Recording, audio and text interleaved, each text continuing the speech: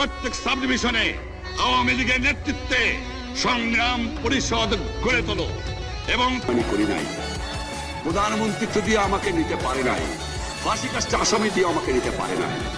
যে রক্ত দিয়ে আপনারা আমার একদিন জেলের থেকে বার করে নিয়ে এসেছিলেন, এই রেসকোর্স ময়দানে আমি বলেছিলাম আমার রক্ত দিয়ে আমি রক্তের দিন শোধ করবো, মনে আছে? আমি রক্ত তোমার জন্য প্রস্তুত। আমাদের মিটিং এইখানেই শেষ। আসসালামু আলাইকুম।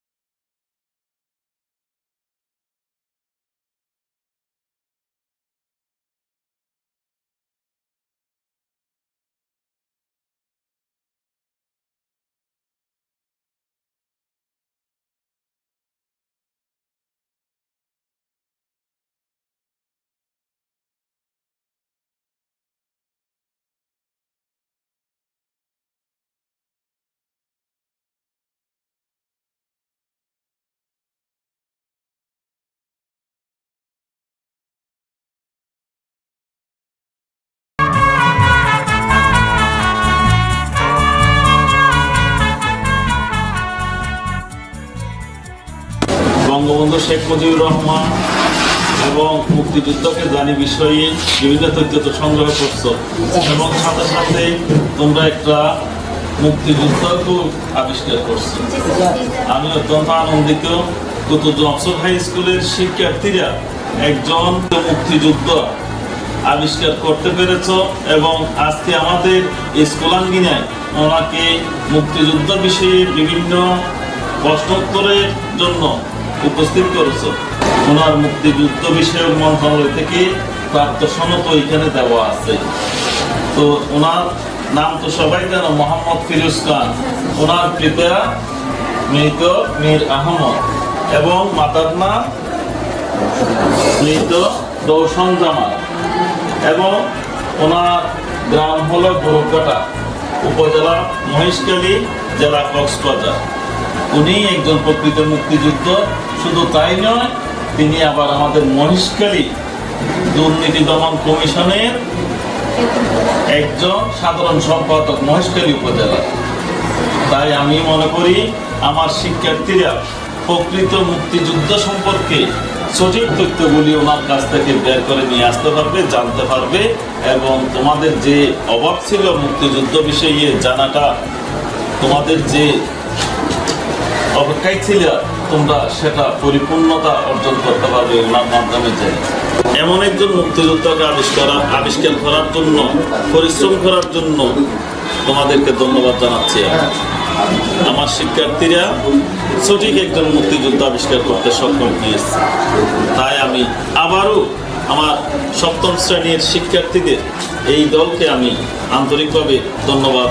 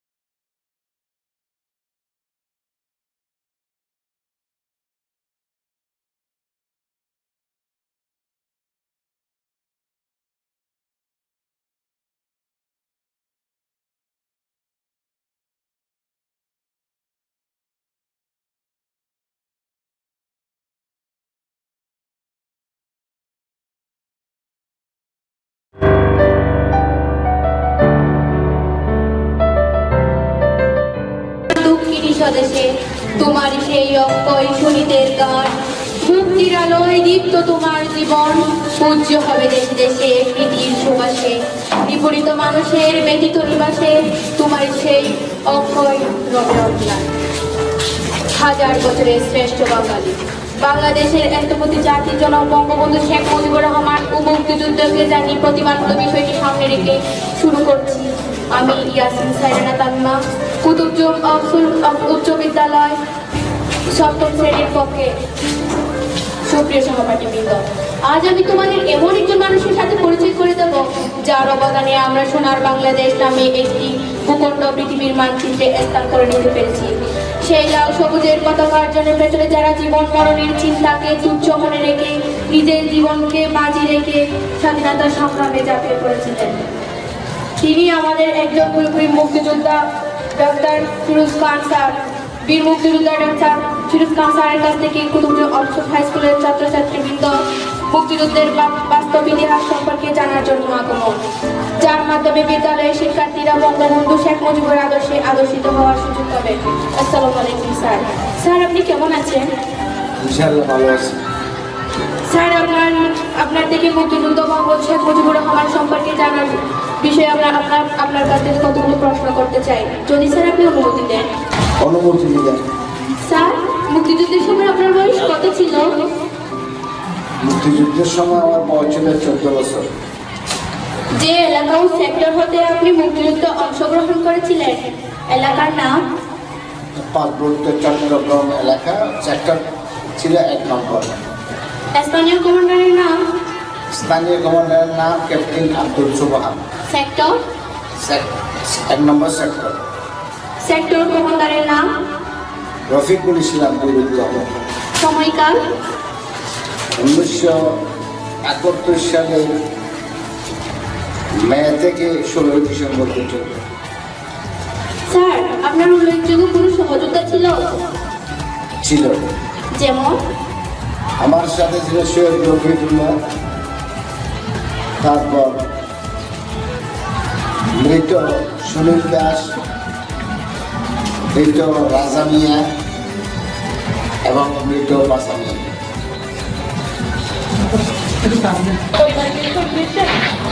আমার পরিবারের শহীদ হয়ে যায়।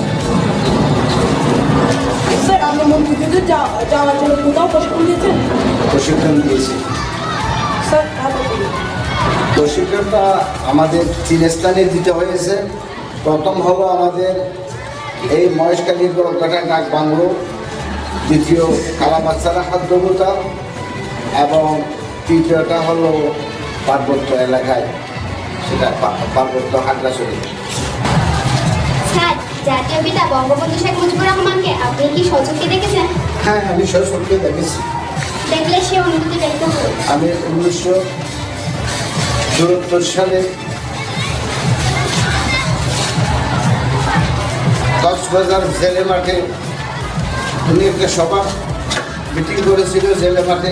তখন আমি কক্সবাজার কলেজের ছাত্র হিসেবে ছাত্র সংসদের নেতা ছিলাম। আমি ওনার স্টেজের পাশে গিয়ে বঙ্গবন্ধুকে সচক্ষে দেখে অনুধাবন করে এই মহামানবকে দেখার জন্য এই সুযোগ আল্লাহ আমাকে করে দিয়েছিল, আমি দেখেছি। বঙ্গবন্ধুর পুনর্বাসন কি আপনি সামনাসামনি শুনেছেন? আমি ওই দিনের ওই ভাষণটা সামনাসামনি শুনেছি। 1974 সালে ওই কক্সবাজারের ভাষণটা আমি সামনাসামনি শুনেছি। বঙ্গবন্ধুর সাথে আপনার কোনো স্মৃতি আছে কি? আমার কোনো স্মৃতি নেই। কাছ থেকে বঙ্গবন্ধু একজন দক্ষ সংগঠক ছিলেন, এ বিষয়ে আপনার অভিমত কি? বঙ্গবন্ধু একজন অদম্য সংগ্রামী ব্যক্তি। 1967 সালে তৎকালীন পাকিস্তান নামক একটি দেশ ব্রিটিশের কাছ থেকে গণরাজ্য হিসেবে শাসিত হয়েছিল দ্বিখণ্ডিতভাবে। পশ্চিম পাকিস্তান এবং পূর্ব পাকিস্তান নামকরণ করে 1000 মাইল ব্যবধান থেকে পশ্চিম পাকিস্তানিরা এই পূর্ব পাকিস্তানকে শাসন শোষণ করত। বঙ্গবন্ধু যখন ছাত্র ছিল তখন বঙ্গবন্ধু চিন্তা করলো যে আমরা বাঙালি জাতি, আমরা ইংরেজ 200 বছর আমাদেরকে শাসন করেছে, আমরা মুক্তি চাই। এরপরে হঠাৎ করে পাকিস্তান নামক একটা দ্বিজাতি তত্ত্ব একটা সৃষ্টি করে আমাদেরকে আবার পাকিস্তানের গোলাম বানানো হলো। যেহেতু আমরা স্বাধীন বাংলার মানুষ, বাংলা বিহার উড়িষ্যা হয়ে আমরা স্বাধীন ছিলাম, বাংলার শেষ স্বাধীন নবাব ছিল নবাব সিরাজউদ্দৌলা, আর আমরা আজকে তথাকথিত একটা স্বাধীনতা পেলাম। এই বিষয়টা বঙ্গবন্ধুকে ছাত্র জীবনে উদ্দোলিত করে উনি চিন্তা করলো যে না, এই স্বাধীনতা দিয়ে বাঙালির মুক্তি আসবে না, সুতরাং আমাকে বাঙালিদেরকে স্বাধীন জাতি হিসেবে তৈরি করার জন্য কাজ করতে হবে। যেভাবে ছাত্র আমল থেকেও তিনি ছাত্র আন্দোলন করে বাঙালিদের আন্দোলন শুরু করেছে। বঙ্গবন্ধুর তরুণ জীবনে যে সব অর্জন রয়েছে সে সম্পর্কে একটু মতামত ব্যক্ত করুন। বঙ্গবন্ধুর তরুণ জীবনের ছাত্র জীবন, তরুণ জীবন সম্পর্কে বলতে হলে সর্বপ্রথম বলতে হয় 1952 সালের ভাষা আন্দোলন।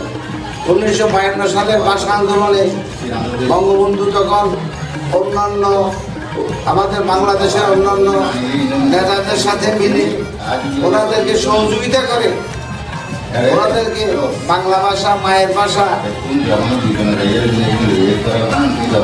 বাস্তবায়ন করার জন্য উনি জেলে গেছে, সংগ্রাম করেছে, রক্ত দিয়েছে, তারপরেও মায়ের ভাষা বাংলা ভাষা বাংলাদেশে প্রতিষ্ঠিত করেছে, যেটাকে আমরা 21শে ফেব্রুয়ারি মাতৃভাষা দিবস, এখন আন্তর্জাতিক মাতৃভাষা দিবস হিসেবে সেটা স্বীকৃত হয়েছে। সেটাও বঙ্গবন্ধুর অবদান। বঙ্গবন্ধু 1948 সাল থেকে 1952 সাল পর্যন্ত প্রতিটি স্তরে গুরুত্বপূর্ণ ভূমিকা পালন করেছেন। বঙ্গবন্ধুর এই ভূমিকাকে আপনি কিভাবে মূল্যায়ন করবেন স্যার? ধন্যবাদ। বঙ্গবন্ধু যেহেতু ছাত্র জীবনে চিন্তা করত এই বাংলাদেশ, এই বাঙালিকে মুক্ত করার জন্য স্বাধীন সার্বভৌম একটা বাঙালি জাতি হিসেবে বিশ্বের দরবারে তুলে ধরার জন্য উনি পাকিস্তান স্বাধীন হয়েছে 47 সালে, 48 সাল থেকে উনি এই চিন্তাটা করেছে। 48 সালে চিন্তা, 52 ভাষা আন্দোলন, এই সমস্ত চিন্তা ভাবনা, এই অনুপ্রেরণার পিছনে একমাত্র চিন্তা ছিল বাঙালি জাতিটাকে পরাধীন জাতি থেকে মুক্তি করে একটা স্বাধীন জাতি হিসেবে প্রতিষ্ঠিত করার জন্য উনি ওই সময়টা উনি ব্যয় করেছেন। 1966 সালে 6 দফা দাবি বাংলাদেশ প্রতিষ্ঠার ক্ষেত্রে কতখানি ভূমিকা রেখেছিল বলে আপনি মনে করেন? ধন্যবাদ তোমাকে। 1964 সাল, তার একটু আগে যেতে হবে। 1965 সালে ভারত পাকিস্তান একটা যুদ্ধ হয়েছিল, সেটা হয়তো তোমরা তোমাদের বিজ্ঞ শিক্ষকদের কাছ থেকে জেনে নিবে। ওই যুদ্ধকালীন সময় তৎকালীন পাকিস্তান সরকার ভারতকে আক্রমণ করার জন্য পাকিস্তানের শিয়ালকোট হয়ে ভারতের দিকে, পাঞ্জাবের দিকে আক্রমণ করার জন্য চেষ্টা করেছিল। এরা পুরো পাকিস্তান হয়ে ভারতকে আক্রমণ করে নাই, পশ্চিম পাকিস্তানের শিয়ালকোট হয়ে আক্রমণ করছে। কারণটা হলো পশ্চিম পাকিস্তানে তাদের সামরিক শক্তি খুব বেশি ছিল।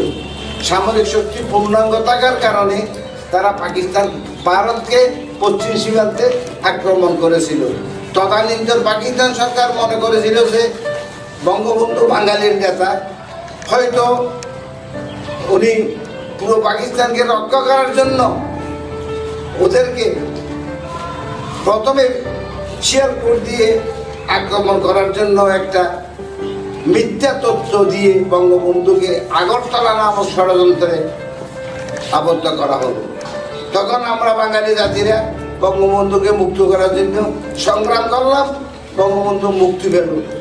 মুক্তি পাওয়ার পরে এই 1967 সালে উনি এই বাঙালির জন্য পাকিস্তানিদের এই হিংস্রতা, এই হিংসা, এই দুরভিসন্ধি, এই সমস্ত ষড়যন্ত্র থেকে বাঁচার জন্য শতভা দাবি পেশ করলো। 1970 সালে 23শে ফেব্রুয়ারি সর্বদলীয় ছাত্র সংগ্রাম পরিষদের পক্ষ থেকে শেখ মুজিবুর রহমানকে বঙ্গবন্ধু উপাধি দেয় কতটুকু যুক্তি বলে আপনি মনে করেন? 1969 সালে, 1968 সালের একটা আন্দোলন হলো, 69 সালের গণ আন্দোলন হলো। বঙ্গবন্ধুকে আমরা পাকিস্তান কারাগার থেকে নিঃশর্তভাবে মুক্তি লাভ করে আগরতলা মামলা থেকে উনি মুক্তি পেয়ে বাঙালির অবিসংবাদিত নেতা হলো। তখন ওই আন্দোলনটা ছিল মূলত ছাত্র সমাজের। সেই হিসেবে ছাত্র সমাজেরা এবং এই তখনকার বুদ্ধিজীবীরা, শিক্ষক মহোদয়রা সবাই মিলে বঙ্গবন্ধুকে, শেখ মুজিবুর রহমানকে বঙ্গবন্ধু পদকে ভূষিত করেছিল। যে বঙ্গবন্ধুকে সপরিবারে হত্যার 3 মাসের মাথায় তারই সহযোদ্ধা জাতীয় ছাড় নেতাকে নির্মমভাবে হত্যা করা হয়েছিল। এটি পৃথিবীর ইতিহাসে একটি জঘন্যতম ঘটনা। এই বিষয়ে আপনার মতামতটা জানতে চাচ্ছি স্যার। ধন্যবাদ। 1971 সালে 16 ডিসেম্বর স্বাধীন হলো। স্বাধীন হলাম, কি পেলাম? আমরা একটা বাংলাদেশ, রাস্তা নাই, ঘাট নাই, স্কুল নাই, কলেজ নাই, পেটে বাদ নাই।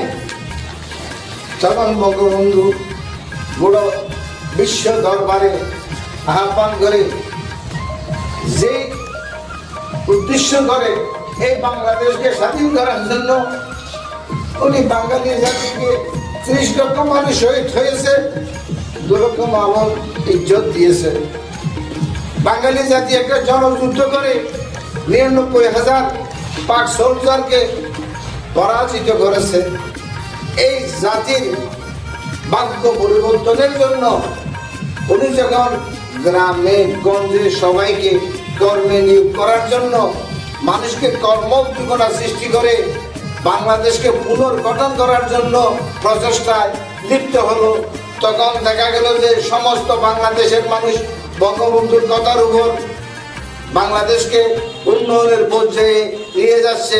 বাংলাদেশ এরা ভবিষ্যৎ চিন্তা করছিল এই স্বাধীন দেশ, ভাগাছোড়া দেশ, এটা কোনোদিন এটা সিকিম হয়ে যাবে। এখন বঙ্গবন্ধুর নেতৃত্বে বাঙালি আবার একাত্মবদ্ধ হয়ে দেশ পুনর্গঠন করলো। এই পুনর্গঠন ভবিষ্যৎ সহ্য করতে পারল না। আরেকটা বিষয়, 1971 সালে স্বাধীনতা বিরোধী যারা ছিল, সেই রাজাকার আলবদর, মার্কিন বেনিয়াদের দালাল, পাকিস্তানের দালাল দোষর, এরা চিন্তা করলো যে এই বাংলাদেশ যদি স্বাধীন হয়, বাঙালি যদি স্বাধীনতার স্বাদ পায়, অন্ন, বস্ত্র, শিক্ষা, স্বাস্থ্য, বাসস্থান এগুলোর যদি নিরাপত্তা পায়, তাহলে তো বাংলাদেশ স্বাধীনতা যথার্থ হবে। তাহলে যে ব্যক্তির মাধ্যমে এই স্বাধীনতা আসছে, ওই ব্যক্তিকে প্রথমে সপরিবারে শেষ করে দেওয়া হলো। ওখানেই শেষ নয়, ওনার প্রশ্ন একটা বাকি আছে। এখন ওখানে শেষ নয়, ওনাকে 75 সালে ওনাকে মারার 3 মাস পরে বঙ্গবন্ধু যারা সহযোগী ছিল, যারা বঙ্গবন্ধুকে রাজনৈতিকভাবে বহির্বিশ্বের দিকে সামাজিকভাবে সাহায্য করত, ওই জাতীয় সৈন্যতাকে জেলখানার ভিতর হত্যা করে, যাতে বঙ্গবন্ধুকে সপরিবারে হত্যা করেও এরা স্বাধীনতা নষ্ট করতে পারে নাই। তাহলে স্বাধীনতা নষ্ট করতে হলে যে 60 জন নেতা আছে এদেরকেও হত্যা করে ফেলতে হবে এবং স্বাধীন বাংলাদেশের ইতিহাস মুছে দিতে হবে। বাংলাদেশকে আরেকটা বিপরীত প্রক্রিয়ায় পাকিস্তানের একটা অঙ্গরাজ্য হিসেবে চালানো হবে। এই চিন্তা করে এরা জাতীয় স্বাধীনতাকে কারাগারে হত্যা করেছিল। বঙ্গবন্ধুর এই আপসহীন মনোভাব সম্পর্কে আপনার মতামতটা একটু ব্যাখ্যা করুন। ধন্যবাদ। আমরা জানি, আমি পূর্বেই বলেছি, ছাত্র জীবন থেকে শুরু করে বাঙালির স্বাধীনতার জন্য ওনার জীবন যৌবনের সঠিক পরিসংখ্যানটা রাজ্য সাহেবই বলবেন। আমি জানি 4300 দিন উনি কারাবরণ করেছে শুধুমাত্র বাঙালির অধিকার দাবি মুক্তি করার, আদায় করার জন্য। তাহলে এই বঙ্গবন্ধু না হলে বাংলাদেশ হতো না, বাঙালি জাতির কোনো চিহ্ন থাকতো না, আর আমরা চিরদিন হয়তো অন্য কারো কাছে গোলাম হতাম। আজ আমরা স্বাধীন সার্বভৌম বাংলাদেশ, আমরা বাংলাদেশ করতে যাচ্ছি, উন্নয়নের সড়কে বাংলাদেশ, স্যাটেলাইটে আমরা সমস্ত আমরা আমাদের নদী, সাগর, গাঁও, কুল এবং আকাশ সমস্ত কিছু আমরা এখন গবেষণা করে আমাদের আয়ত্তে আনতে পারছি। বঙ্গবন্ধু যেটা এসেছিল এই বাঙালি জাতিকে একটা মহান জাতি হিসেবে তৈরি করার জন্য বিশ্বের বুকে, এই মহান জাতির মহানায়ক সেটা হলো বঙ্গবন্ধু শেখ মুজিবুর রহমান, আমি ওনাকে সর্বকালের সর্বশ্রেষ্ঠ সন্তান এবং আমাদের জাতির পিতা হিসাবে আমি সসম্মান ওনাকে শ্রদ্ধা করি এবং শ্রদ্ধা জানাই। আপনারাও এইভাবে বঙ্গবন্ধু সম্পর্কে জানবেন। স্যার, আমরা ইতিহাস থেকে এটাও জানতে পেরেছিলাম যে বঙ্গবন্ধুর 1971 সালের 7ই মার্চের ঐতিহাসিক ভাষণ, যেটিকে আমেরিকার প্রেসিডেন্ট আব্রাহাম লিঙ্কনের Gettysburg address, Martin Luther King এর আই হ্যাভ এ ড্রিমের মতো ভাষণের সাথে তুলনা করা হয়েছিল। স্যার, স্বাধীনতা আন্দোলনের সক্রিয় অংশগ্রহণের ক্ষেত্রে আপনাকে কতটুকু আন্দোলিত করছিল? ধন্যবাদ। 1971 সালে 13-14 বছরে থেকে তার ঊর্ধ্বে যে সমস্ত বাঙালি, আমি বলবো 7.5 কোটি বাঙালি, যারা বঙ্গবন্ধুর ঐতিহাসিক 7ই মার্চের রেসকোর্সের যেই ভাষণটা যারা শুনেছে, এরা নিজকে আর ঠিক রাখতে পারে নাই। পাকিস্তানের শোষণ এবং শোষকের বিরুদ্ধে নিজের জীবন বিসর্জন দিতে কোনো কুণ্ঠাবোধ করে নাই। এটা একটা ঐতিহাসিক অবিস্মরণীয় ভাষণ পৃথিবীর বুকে। আর কোন নেতার কাছে এই ভাষণ কোনোদিন আমরা আশা করতে পারি না। একটি ভাষণ দিয়ে একটি জাতিকে স্বাধীন করে দিয়েছে এবং স্বাধীনতার জন্য নিজের মৃত্যুকে ভয় করে নাই।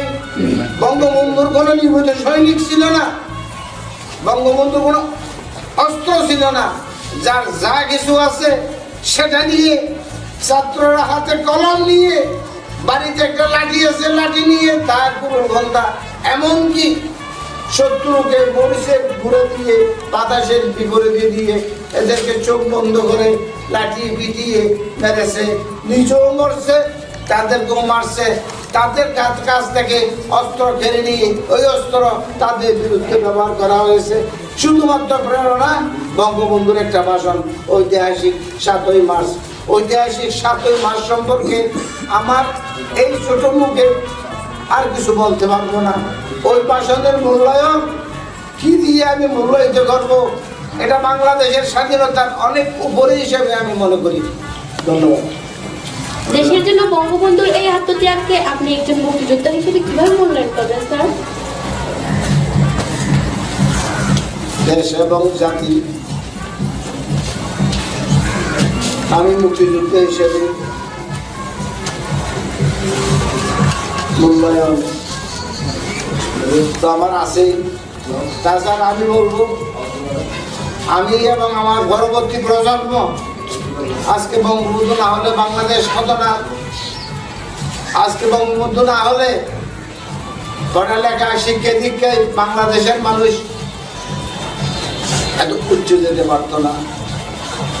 তাহলে জাতির দিক নির্দেশনা, একটা দিক পরিদর্শক প্রদর্শক, একজন আমাদের জাতির জন্য আল্লাহর একজন সৃষ্ট মানব কল্যাণের জন্য সৃষ্টি করেছিল।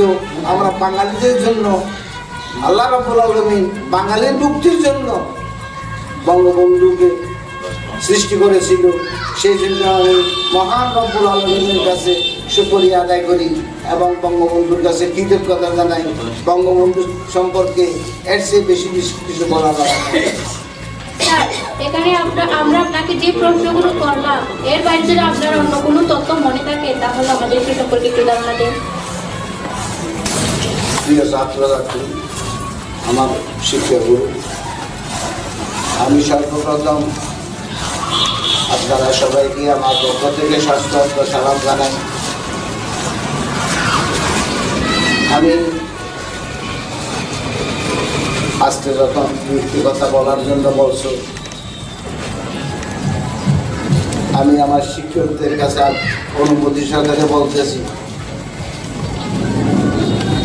যে উদ্দেশ্য এবং আদর্শ নিয়ে বঙ্গবন্ধু বাংলাদেশ স্বাধীন করেছিল, তোমরা যেরকম আজকে আমাদের কাছ থেকে কিছু শুনতেছ, 1973 সালে বঙ্গবন্ধু কক্সবাজার কলেজে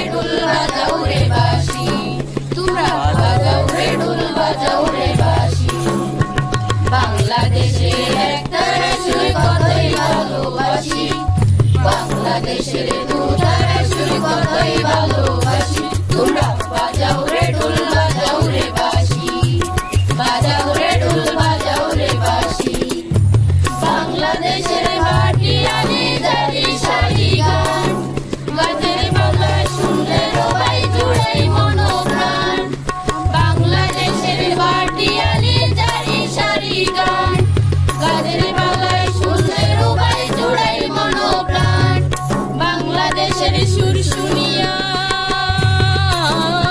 বাংলাদেশের সুর শুনিয়া অবাক বিশ্ববাসী তোমরা বাজাও রে ঢোল বাজাও রে বাঁশি বাংলাদেশের একতারা সুর কতই ভালোবাসি বাংলাদেশের দুধারা সুর কতই ভালোবাসি তোমরা বাজাও রে ঢোল বাজাও রে বাঁশি বাজাও রে ঢোল বাজাও রে বাঁশি হাসান রাজা রাজা রমন লালন শাহের গান ভক্তবৃন্দ শুনলে সবাই জুড়াই মনোপ্রাণ হাসান রাজা রাজা রমন লালন শাহের গান ভক্তবৃন্দ শুনলে সবাই জুড়াই মনোপ্রাণ জন্ম আমার ধন্য মাগো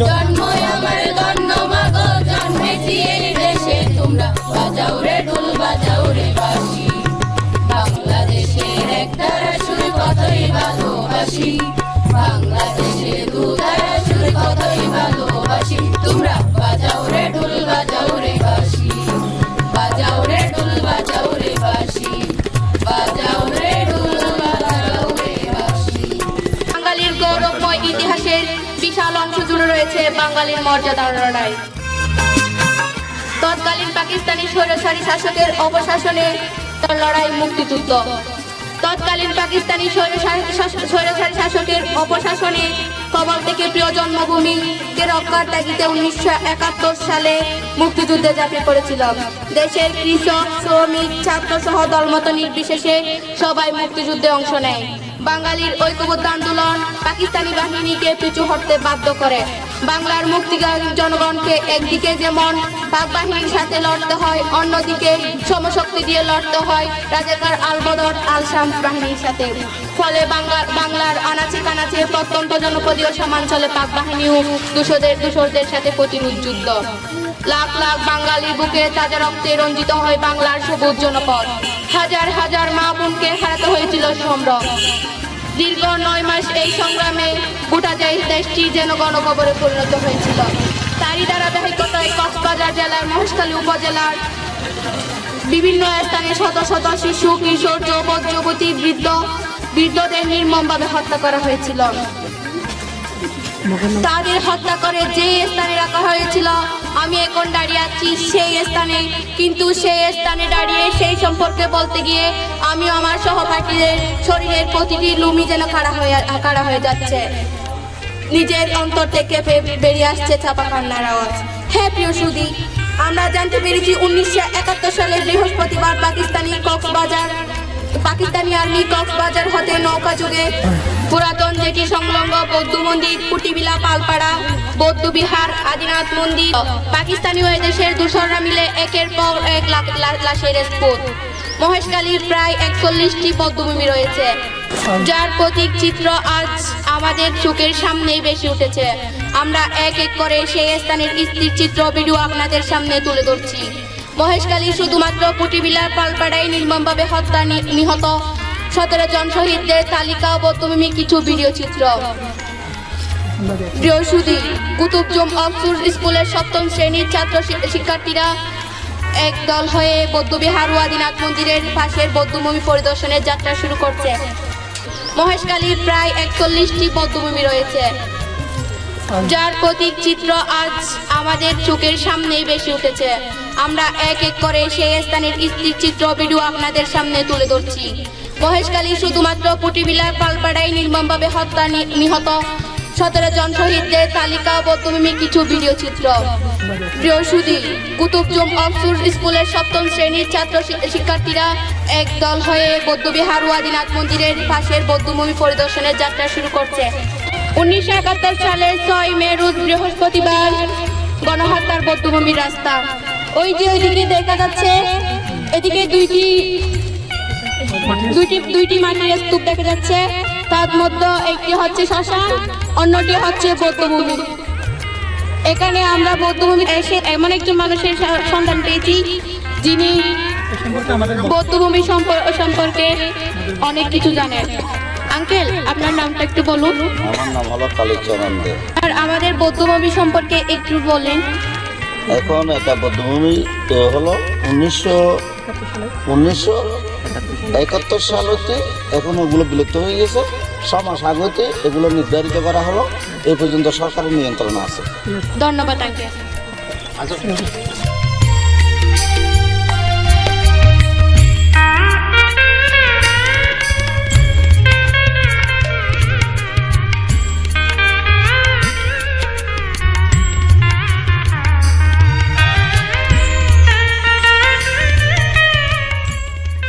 দেখতে পাচ্ছেন কুতুবজুম আফসর হাই স্কুলের 7ম শ্রেণী দল একের সকল ছাত্রছাত্রীরা স্বচক্ষে বধ্যভূমি দেখার জন্য এখানে এসেছে।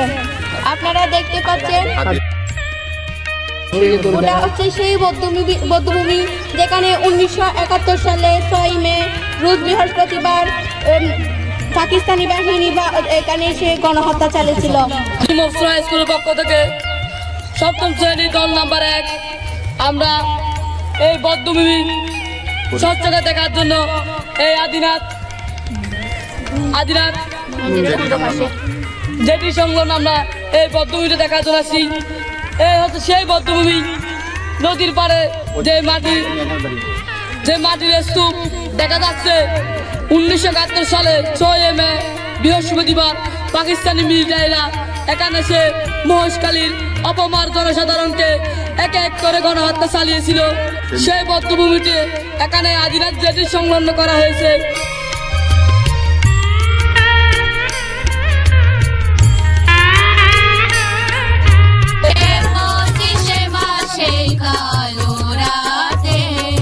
আমার বাবা শহীদ হলেন পাক সেনাদের হাতে। হাই রে, আমার বাবা শহীদ হলেন পাক সেনাদের হাতে। 71-25 মাসে কালো রাতে আমার বাবা শহীদ হলেন পাক সেনাদের হাতে। হাই রে, আমার বাবা শহীদ হলেন পাক সেনাদের হাতে। সবার চোখে মনি ছিলেন আমার বড় ভাই, মুক্তিযুদ্ধে গিয়েছিলেন ফিরে আসে নাই। হায় রে, ফিরে আসে নাই। সবার চোখে মনি ছিলেন আমার বড় ভাই, মুক্তিযুদ্ধে গিয়েছিলেন ফিরে আসে নাই। হায় রে, ফিরে আসে নাই। ওরে তারি কত ভাবি আজো, তারি কত ভাবি আজো, ফুলের মালা গেতে আমার বাবা শহীদ হলেন পাক সেনাদের হাতে। হাই রে, আমার বাবা শহীদ হলেন পাক সেনাদের হাতে। 71-25 মাসে কালো রাতে আমার বাবা শহীদ হলেন পাক সেনাদের হাতে। হাই রে, আমার বাবা শহীদ হলেন পাক সেনাদের হাতে। মা বোনদের ইজ্জত নিল রাজাকারের দল, সেই যুক্তিতে ফেলিয়া যো বাসাই চোখের জল। হায় রে, বাসাই চোখের জল। মা বোনদের ইজ্জত নিল রাজাকারের দল, সেই যুক্তিতে ফেলিয়া যো বাসাই চোখের জল। হায় রে, বাসাই চোখের জল। উড়ে বাঙালি মা পাগল হলো, বাঙালি মা পাগল হলো, পথে পথে ঘুরে আমার বাবা শহীদ হলেন পাক সেনাদের হাতে। হাই রে, আমার বাবা শহীদ হলেন পাক সেনাদের হাতে। 71-25 মাসে কালো রাতে আমার বাবা শহীদ হলেন পাক সেনাদের হাতে। হাই রে, আমার বাবা শহীদ হলেন পাক সেনাদের হাতে। হাই রে, আমার বাবা শহীদ হলেন পাক